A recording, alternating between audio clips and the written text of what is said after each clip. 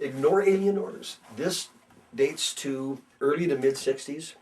I have a friend named Bob Clare, he's a saxophone player, who has a brother named Ted Clare. This is in early Vietnam days. Bob got notice of being drafted and was going to go to wherever they sent him. And before he went, he and this friend, Bob Spurtis, I think his name was, decided to take a trek over the Sierra to Mono Lake. One last getaway before they had to go play guns. And they trekked off in the wilderness for like 4 or 5 days. That's a long walk, you know.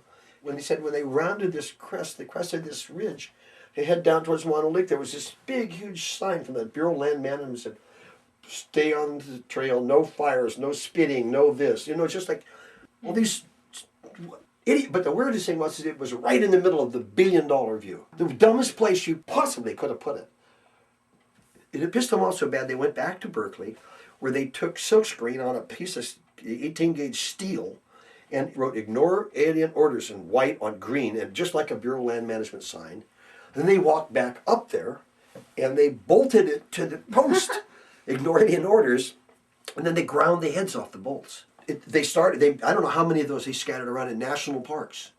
And then they made the stickers. Ted Clare started making the stickers. Mm-hmm. And I think it was like 1963, 64, 65, somewhere in there. I got a packet of them. I bought them from him. I think I paid a nickel a piece for them. I got like 1,000 of them. And he had 1,000, and Bob Spurtis had 1,000.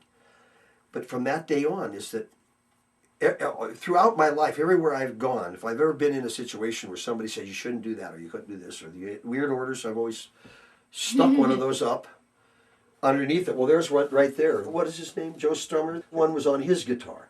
And there's one that's on a Pete Townshend's case.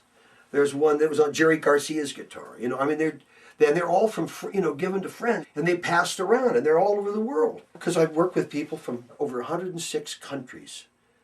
And of those 106, I'll bet you 60 of them I sent them home with "Ignore Alien Orders" stickers to use at the appropriate place. I know there's one that sits in the Department of Corrections. The guy was the director of the Department of Corrections in Vermont. I know they're on very significant doors and places. I remember renting then President Gerald Ford's condominium in Vail, Colorado, and there was a family picture, the whole Ford family on the slopes with their skis.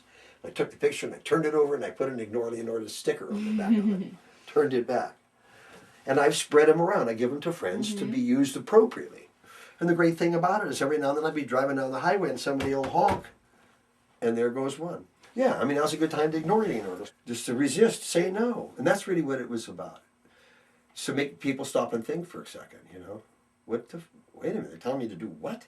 And who are they? And why did they think I'm not capable of making that decision? Keep it simple, you know.